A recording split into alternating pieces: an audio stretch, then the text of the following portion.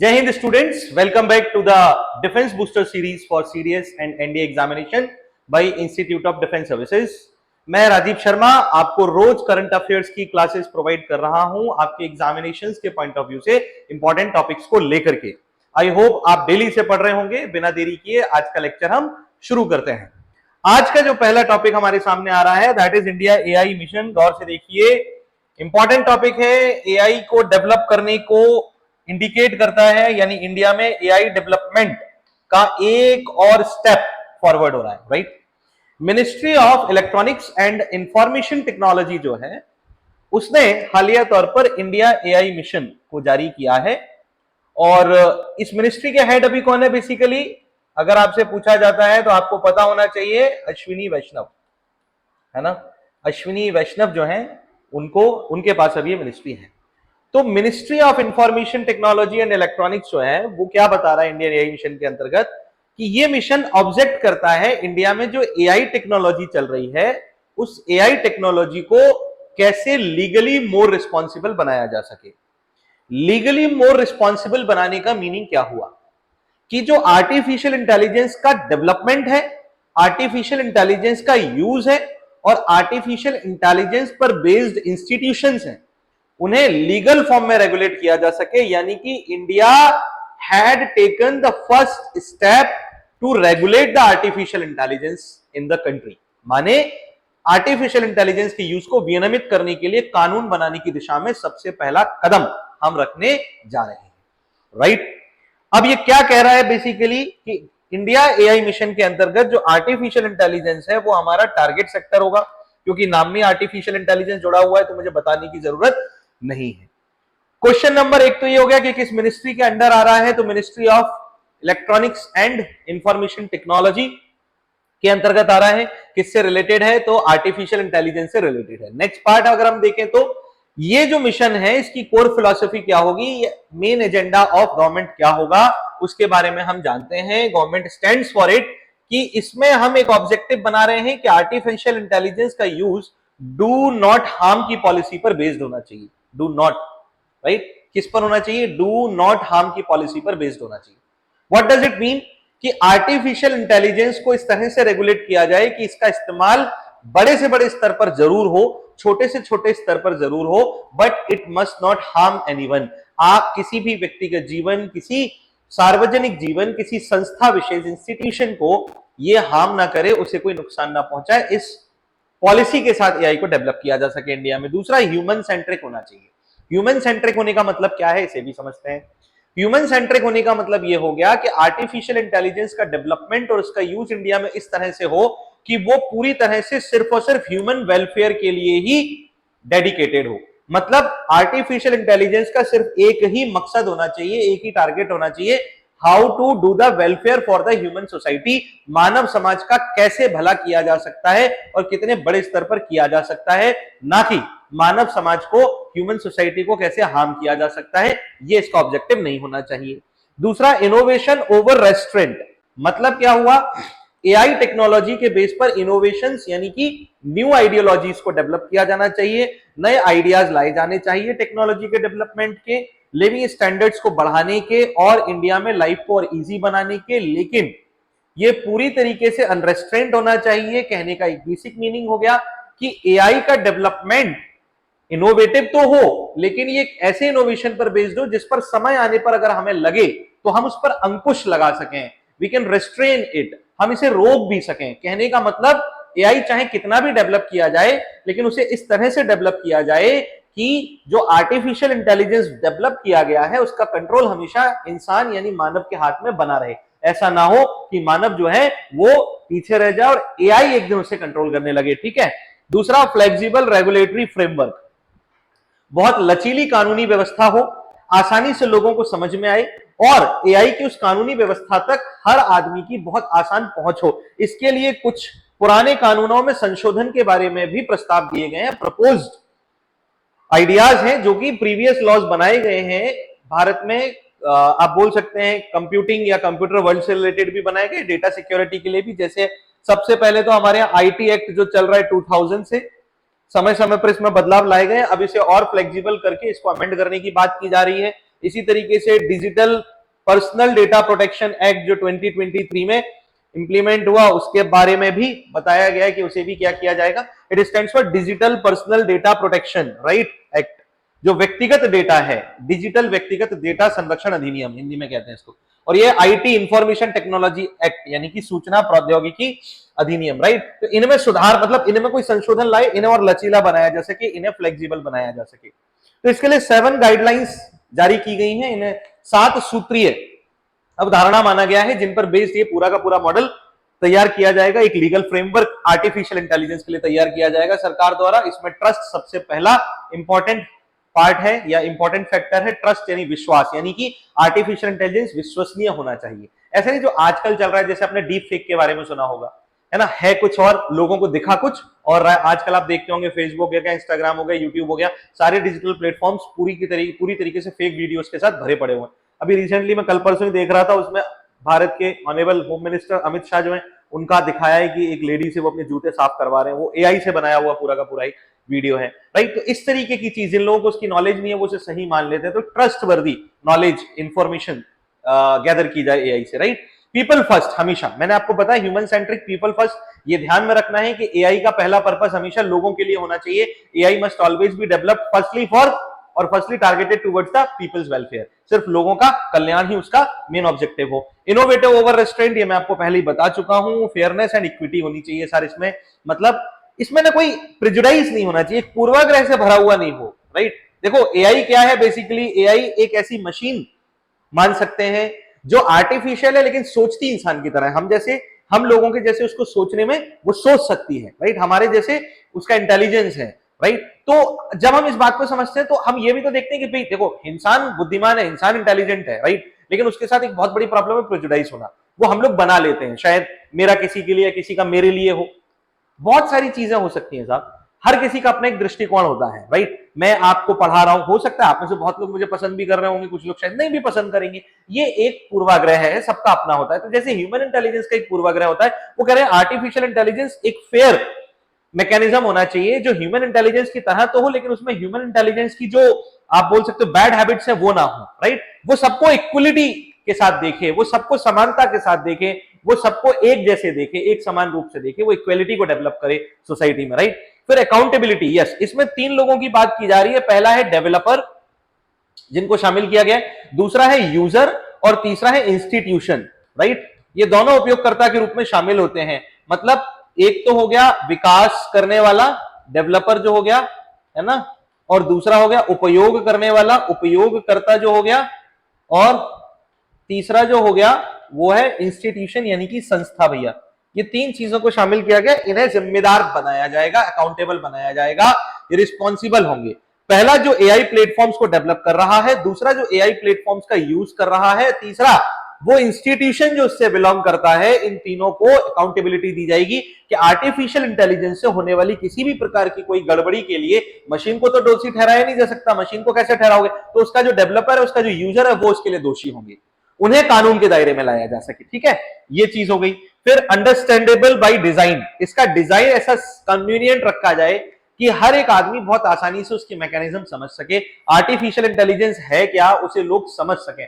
आज भी हमारे देश में बहुत सारे ऐसे लोग हैं जो सर मोबाइल फोन भी यूज नहीं कर पाते due to illiteracy and due to the less awareness about the digital education in India right. तो इस वजह से आप जब बात करते हो कि बहुत सारे लोग तो मोबाइल फोन ही नहीं चला पा रहे, आपके घरों में शायद ऐसे बहुत सारे कुछ लोग होंगे, बहुत लोगों के घरों में जिन लोगों को अभी तक जो हमारे टच स्क्रीन फोन है, स्मार्टफोन है, वो चलाना नहीं आ रहा होगा। तो ऐसी कंडीशन में आप किसी आदमी से ये एक्सपेक्टेशन रखना कि वो एआई मॉडल को समझे, तो ये तय किया जाए कानूनी तौर पर कि एआई मॉडल जो डिजाइन किए जाए वो बहुत सिंपल फॉर्म में हो, उसकी मैकेनिज्म इजी हो, जो आसानी से समझ में आए। तब तो लोग अंतर कर पाएंगे कि रियलिटी क्या है और वर्चुअलिटी क्या है, मतलब एआई क्या है और रियल इंटेलिजेंस क्या है ना। Then safety, resilience and the sustainability, ये 3 चीजों की भी बात की जा रही है। एआई में सबसे पहले सुरक्षा, फिर सुगमता और फिर टिकाऊपन होना चाहिए। टिकाऊपन यानी लंबे समय तक के लिए उसकी तकनीक जो है वो बनी रहे लोगों के साथ, उनको दीर्घकालीन फायदा दे, है ना। तो इसमें बेसिकली हम 3 स्टेप्स को फॉलो करेंगे। सरकार 3 स्टेप्स को फॉलो कर रही है, 3 फेजेस हैं। पहला शॉर्ट फेज होगा, दूसरा मिडिल फेज होगा, तीसरा लॉन्ग फेज होगा। शॉर्ट फेज में हम क्या करने वाले हैं, हम इंफ्रास्ट्रक्चर को डेवलप करने वाले हैं। फिर मिडिल फेज में हम उस इंफ्रास्ट्रक्चर को रेगुलेट करने वाले हैं, मतलब उसके लिए कानूनी ढांचा तैयार करने वाले हैं। और फिर लॉन्ग फेज में यह तय किया जा रहा है कि जो भविष्य के अंतर्गत आने वाले परिवर्तन होंगे, चेंजेस होंगे, उनके लिए भी हम पहले से कानूनी ढांचे पर विकास शुरू करें, ताकि आगे तक के लिए एक दीर्घकालीन, क्योंकि हमने देखा जैसे हमारा सूचना प्रौद्योगिकी अधिनियम है वो पूरी तरीके से कारगर साबित नहीं हो पाया। 2002 में आया तो आज 25 साल हो गए उसको आए हुए, 25 years have been completed, but it is not as effective as we were thinking about it, है ना। तो इस वजह से अगर हम देखें तो इस इंफ्रास्ट्रक्चर को हम पहले से ही बहुत अच्छा से डेवलप कर पाए, तो ये 7 गाइडिंग सूत्र या फॉर्मूलाज हमने इसमें इंक्लूड किए हुए हैं, राइट। चलिए नेक्स्ट टॉपिक पे बात करते हैं। It is a factual topic, बहुत इजी और आसान सा है, आपको बस इसे याद रखना है, समझने की जरूरत ज्यादा है नहीं इसमें। बेसिकली ये है कि भैया दुनिया का एक पहला देश, यूरोप में आने वाला एक देश पहला देश बन गया है जिसने अपने आप को पूरी तरीके से ऑफिशियली कैशलेस कंट्री डिक्लेयर कर दिया। मतलब ये देश पूरी तरीके से दुनिया में पहला कैशलेस कंट्री बन गया जिसमें नकद की कोई जगह नहीं बची है, सिर्फ डिजिटल पेमेंट्स होंगे। और ये देश कौन सा है सर जी? ये देश है स्वीडन। कौन सा देश है सर? ये देश स्वीडन है। स्वीडन जो यूरोप के नॉर्थ में आता है, उत्तरी यूरोप में आता है ना। स्वीडन नाम का ये जो देश है इसने ऑफिशियली आधिकारिक रूप से अपने आप को कैशलेस कंट्री अनाउंस किया है, कैशलेस कंट्री डिक्लेयर किया है, यानी कि नकद रहित देश डिक्लेयर किया है। मतलब स्वीडन में स्ट्रीट वेंडर से लेकर के बड़े बड़े शॉपिंग मॉल्स तक, कार बेचने से लेकर के एक आइसक्रीम बेचने वाले तक, हर एक जगह आप डिजिटल पेमेंट कर पाएंगे। क्या कर पाएंगे आप? डिजिटल पेमेंट कर पाएंगे। इसकी शुरुआत 2012 में की थी सर स्वीडन ने। स्वीडन ने भारत से पहले शुरू कर दिया था। भारत में इसकी शुरुआत कोविड काल में हुई है। बेसिकली तो आप देखें तो जब हमारे यहाँ यूपीआई बना, यूपीआई के बारे में मैंने अभी रिसेंटली बताया है ना, तो आप देखें 2015 से पहले हमारे पास इंफ्रास्ट्रक्चर अच्छा खासा नहीं था। हालांकि आए थे उसके पहले, ऐसा नहीं है कि नहीं आए। मैं खुद अगर अपनी बात करूं तो मैंने खुद जिप कैश नाम का एक ऑनलाइन प्लेटफॉर्म यूज किया 2000 आई थिंक, मेरे को याद है 2012-2013 में मैंने यूज किया है। पेपल इंडिया का नहीं है लेकिन इंडिया में आ चुका था बहुत पहले। लेकिन अगर इंडिया के लिए ऑफिशियल बात करो तो ऑफिशियली तो वो यूपीआई के आने के बाद ही बना है डिजिटली अपनी इकोनॉमी को प्रमोट करने वाला देश। तो इन्होंने 2012 में शुरुआत कर दी थी। इन्होंने क्या किया है, एक पेमेंट ऐप बनाया था जो real time mobile payment app था, जो इंस्टेंट ट्रांजेक्शंस को अलाउ करता था हमारी यूपीआई की तरह, जिसका नाम स्विज रखा गया था। इसको 2012 में लॉन्च किया गया था और अब रंग ये आया सामने कि भैया स्वीडन आज की डेट में पूरी तरह से कैशलेस बन गया। अब आप में से कुछ लोग या बहुत लोग ये सोचेंगे, बोले सर उसमें कौन सी बड़ी बात हो गई, इंडिया भी डिजिटली पेमेंट कर रहा है, हमारे यहाँ भी सभी लोगों के यहाँ पेमेंट हो रहे हैं, हम तो फुल्की खाने जाते हैं सर, रोज पानी पूरी खाते हैं 10 रुपए की 5-6, तो उसमें भी हम लोग कैशलेस पेमेंट करते हैं सर, हम तो डिजिटल पेमेंट कर रहे हैं, तो हम भी तो ऑफिशियली डिक्लेयर है सर, कर रहे हैं, एक बात बहुत अच्छी है। लेकिन क्या कभी आपने इंडिया में किसी के ऐसे बोर्ड लगे हुए देखे जैसे स्वीडन में लगे हुए, नो कैश एक्सेप्टेड? आप स्वीडन जाइए, स्वीडन में आपको ऐसे बोर्ड लगे मिल जाएंगे शॉप्स पर, शॉपिंग कॉर्नर्स पर, that there is no cash accepted, नकद में कोई पैसा नहीं लिया जाएगा। Now this is how they have declared themselves officially cashless country और कैश फ्री कंट्री। आप समझ रहे हो बात को? तो पूरी तरीके से डिजिटल इकोनॉमी पर आने का एक मीनिंग है। क्या आपको कहीं भी, हमारे यहाँ तो आज भी बहुत सारी जगहों पर ऐसा दिखाई देता है, कहीं कहीं तो ब्लैक मनी सेव करने के लिए अपना, कहीं कहीं कुछ और अपने रिकॉर्ड्स को मेंटेन होने से बचाने के लिए, ताकि इनकम टैक्स की नजर में ना आ जाए, ये ना हो जाए, वो ना हो जाए। बहुत सारे लोग आज भी आपको मिलेंगे जो कैश में ही लेंगे, जो डिजिटल लेते ही नहीं है, लेकिन उनके यहाँ ऐसा नहीं है सर, बहुत डिफरेंस है इकोनॉमिकली। खैर आप इस फैक्ट को ध्यान रखिएगा। स्वीडिश जो सेंट्रल बैंक है रिक्स बैंक के नाम से जाना जाता है। ये रिक्स बैंक जो है वो बहुत ही जल्द अपनी डिजिटल करेंसी को लॉन्च करने की स्कीम बना रहा है, जिसका नाम ई क्रोना रखा गया है। E krona is the digital currency, right, जिसे ये बहुत जल्दी लॉन्च करने के बारे में बता रहे हैं। कौन? स्वीडन की गवर्नमेंट। रिक्स बैंक ने ऑफिशियली डिक्लेरेशन दिया है। ये सेंट्रल बैंक है स्वीडन का, सेंट्रल बैंक है स्वीडन का, जैसे हमारे यहां आरबीआई रोल प्ले कर रहा है, राइट। स्वीडिश बैंकों ने मिलकर के ये तय किया है और ये उन बैंकों की अपनी एक इनिशिएटिव है जिसकी वजह से आज स्वीडन दुनिया का पहला कैशलेस कंट्री बन गया है। क्लियर? चलिए नेक्स्ट टॉपिक पे चलते हैं। This topic is very important for technical affairs. ये पता नहीं मुझे क्यों लग रहा है ये बहुत ज्यादा इंपॉर्टेंट है, इस पर जरूर लगा लीजिए आईएमपी। इनको मत पढ़ना भैया, इनको पढ़ लिया तो पेपर में आ जाएगा, तो पेपर में सही हो जाएगा, तो सही हो जाएगा, तो तुम्हारा सिलेक्शन हो जाएगा, इसलिए इनको मत पढ़ना, ठीक है। ये क्या है? प्रोजेक्ट सन कैचर। प्रोजेक्ट सन कैचर, गूगल का नाम सुना है ना तुमने? यूएस बेस्ड एक बहुत ही बड़ी कंप्यूटर बेस्ड कंपनी है, जो आज की डेट में आर्टिफिशियल इंटेलिजेंस पर काम करने वाली दुनिया की लीडिंग कंपनीज में से एक है, जिसका नाम है गूगल। दुनिया में ही मेरे ख्याल से शायद ऐसा कोई यूजर होगा जो इसका यूज ना कर रहा हो। इवन एप्पल पर आयोस पर यूज करने वाले, आयोस प्लेटफॉर्म पर यूज करने वाले लोग भी गूगल क्रोम का इस्तेमाल कर ही लेते हैं। नहीं करते तो जीमेल तो चलाते ही होंगे, गूगल ड्राइव का तो यूज करते ही होंगे, गूगल फोटोज का तो यूज करते ही होंगे, गूगल के आर्टिफिशियल इंटेलिजेंस पर बेस्ड चैटबॉट जेमिनाई का यूज तो करते ही होंगे। कुछ ना कुछ तो करते होंगे बेटा गूगल का, ऐसा हो ही नहीं सकता। खैर, गूगल ने भैया अपना एक space based data computing centre launch करने का डिक्लेरेशन दिया है। किसने दिया है? गूगल ने। इसका नाम है प्रोजेक्ट सनकैचर। मतलब क्या है? अर्थ की लोअर ऑर्बिट यानी कि निचली कक्षा में छोटे छोटे छोटे छोटे सैटेलाइट्स यानी उपग्रहों की एक सीरीज बनाई जाएगी। ये आर्टिफिशियल इंटेलिजेंस बेस्ड कंप्यूटिंग जो होगी, उसके लिए डेटा को कलेक्ट करना, उस डेटा को मैनेज करने का काम करेंगे। और इसे स्पेस में बनाने के दो इंपॉर्टेंट रीजन है, दो प्रमुख कारण है। वो क्या है? सुनो। कारण नंबर एक तो ये कि अगर धरती पर हम ऐसा कोई सैटेलाइट सेंटर बनाते हैं तो वो पृथ्वी पर बहुत ज्यादा जगह घेरता है, स्पेस घेरता है, प्लस अर्थ पर इलेक्ट्रोमैग्नेटिक रेडिएशंस को डिसबैलेंस करता है, जिसकी वजह से अर्थ पर जो एनवायरमेंटल लॉसेस हैं वो भी दिखाई देते हैं इफेक्ट के तौर पर। लेकिन अगर इसी को स्पेस में ले जाया जाए तो दो फायदे होते हैं। पृथ्वी पर घिरने वाली जगह बच गई, एनवायरमेंटल लॉसेस बच गए, और सर सुनो, स्पेस में ये सैटेलाइट सोलार एनर्जी का यूज करेंगे, यानी सूर्य से आने वाली सौर ऊर्जा का इस्तेमाल करेंगे, जो इन्हें अपार ऊर्जा देगी। मतलब जो आर्टिफिशियल इंटेलिजेंस बेस्ड कंप्यूटिंग है, उसे और ज्यादा नेक्स्ट लेवल पर ले जाने के लिए, उसे और ज्यादा फास्ट और एफिशिएंट बनाने के लिए हमें क्या चाहिए? हमें पूरी तरीके से अनलिमिटेड एनर्जी रिसोर्स चाहिए, जो हमें स्पेस में सन से मिल जाता है। तो ये सोलार एनर्जी पर बेस्ड सैटेलाइट्स होंगे, जो एक पूरा क्लाउड तैयार करेंगे इस आर्टिफिशियल इंटेलिजेंस प्लेटफॉर्म के लिए। सर मेरी बात समझना, गूगल आज की डेट में इसमें क्या डेवलप करने की सोच रहा है? सर जी इधर देखिए सभी लोग, टीपीयू, ये सीपीयू या जीपीयू की बात ही नहीं चल रही सर। सीपीयू जिसे हम सेंट्रल प्रोसेसिंग यूनिट कहते हैं, या जीपीयू जो ग्राफिकल प्रोसेसिंग यूनिट होती है, आपके लैपटॉप्स में, कंप्यूटर्स में, डेस्कटॉप्स में होती है। ये आपको पता होगा इसके बारे में। आर्टिफिशियल इंटेलिजेंस पर बेस्ड जितना मामला चल रहा है वो टीपीयू पे चल रहा है sir. TPU is what? TPU is nothing but tensor processing unit. इसे हम टेंसर प्रोसेसिंग यूनिट कहते हैं। क्या कहते हैं? Tensor processing unit. ये एक प्रकार का हार्डवेयर डिजाइन है सर, सीपीयू की तरह। ये गजब की चीज है, समझो। इसमें जो वर्ड आता है टेंसर, इसी का डिफरेंस है। बाकी तो प्रोसेस हो रहा है डेटा, इसमें कंप्यूटर सेंट्रल प्रोसेसिंग यूनिट कर रहा है, इसमें ग्राफिकल जो मेमोरी है उसको प्रोसेस किया जाता है। ये दोनों का मिक्सचर है, इन दोनों का बाप है ये। देखो जो डेटा होता है, बेसिकली हम मैथमेटिकल डेटा से एक एग्जांपल लेके समझते हैं। डेटा के डिफरेंट डिफरेंट बेटा फॉर्म्स होते हैं जिनमें आप उसको रिप्रेजेंट कर सकते हो। डेटा को आप स्केलर फॉर्म में रिप्रेजेंट करते हो, वेक्टर फॉर्म में रिप्रेजेंट कर सकते हो, मैट्रिक्स फॉर्म में रिप्रेजेंट कर सकते हो, और टेंसर फॉर्म में रिप्रेजेंट कर सकते हो। राइट, ये टेंसर फॉर्म में रिप्रेजेंटेशन है जो डेटा की स्पीड को बहुत ज्यादा फास्ट बनाता है। सर ये गीगाबाइट, मेगाबाइट उसमें काम नहीं करता सर, ये शुरू ही करता है टेराबाइट से सर।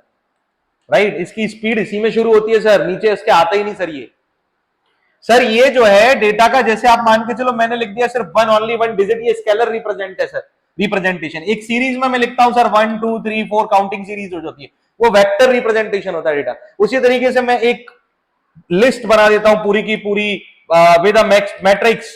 राइट, मैट्रिक्स तो समझते हो, आपने मैथ्स में पढ़ा होगा, कंप्लीटली एक पूरा एक लिस्ट बना देता हूं। राइट, तो वो मैट्रिक्स फॉर्म में डेटा का रिप्रेजेंटेशन होता है। इसमें डेटा के डायमेंशंस देखो धीरे धीरे बढ़ते जा रहे हैं। लेकिन यहां टेंसर में अब जब आते हो ना सर, ये मल्टीपल डायरेक्शन में डेटा आ जाता है सर। चाहे आप मैथमेटिकल नंबर्स की बात कर लो, चाहे आप डिजिटल डेटा की बात कर लो, in the form of photos, in the form of videos, right, any kind of colour, आपकी ऊंचाई है, चौड़ाई है, रंग है सर, बहुआयामी डेटा है, मल्टी डायमेंशनल डेटा है, 3 dimensional, 4 dimensional, 5 dimensional and so many more. ये सारी चीजें आपको टेंसर प्रोसेसिंग यूनिट करके देता है सर, ये टीपीयू करके देता है। ये पूरा टीपीयू का डेवलपमेंट होगा सर। कहां होगा सर? स्पेस में होगा सर, ये पूरा का पूरा। कौन करने वाला है सर? गूगल करने वाला है सर इस चीज को। क्या नाम दिया है सर इस प्रोजेक्ट को? इस प्रोजेक्ट को नाम दिया सर प्रोजेक्ट सनकैचर। क्या नाम दिया है सर? प्रोजेक्ट सनकैचर। आप जो यूज कर रहे हो ना, ये पूरा टीपीयू के बेस पर ही चल रहा है आपका पूरा कंप्यूटिंग। आज की डेट में आप गूगल जेमिनी यूज करते हो, गूगल फोटोज यूज करते हो, आप गूगल के लिए बहुत सारी other applications, Google translation use करते हो, रियल टाइम में आपको ट्रांसलेट करके देता है किसी भी लैंग्वेज को, है ना?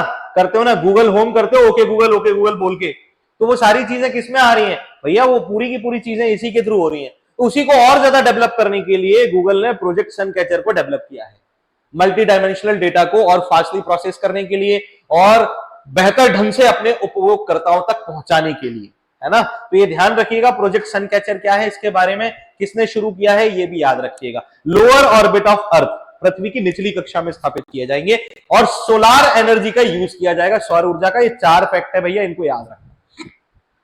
क्लियर है या नहीं है? चलिए भैया, तो ये आज के टॉपिक्स हैं, कुछ इंपॉर्टेंट टॉपिक्स ही हैं आज के। हमने सिर्फ 3 टॉपिक्स ही देखे हैं जो आपके एग्जाम पॉइंट ऑफ व्यू से अच्छे बनते हैं, मुझे लगता है, जो कि तो इनको आप बहुत अच्छे से पढ़िएगा भैया। कोई भी आपका कंफ्यूजन है, कोई डाउट्स है, हमसे कांटेक्ट करना है, आप कभी भी बेझिझक हमसे कांटेक्ट कर सकते हैं। वीडियोस में बने रहिएगा, डेली आपके पास एक वीडियो आते रहेंगे, आप इन टॉपिक्स को कलेक्ट करते रहिएगा। आज का वीडियो हम यही खत्म करते हैं। Thank you.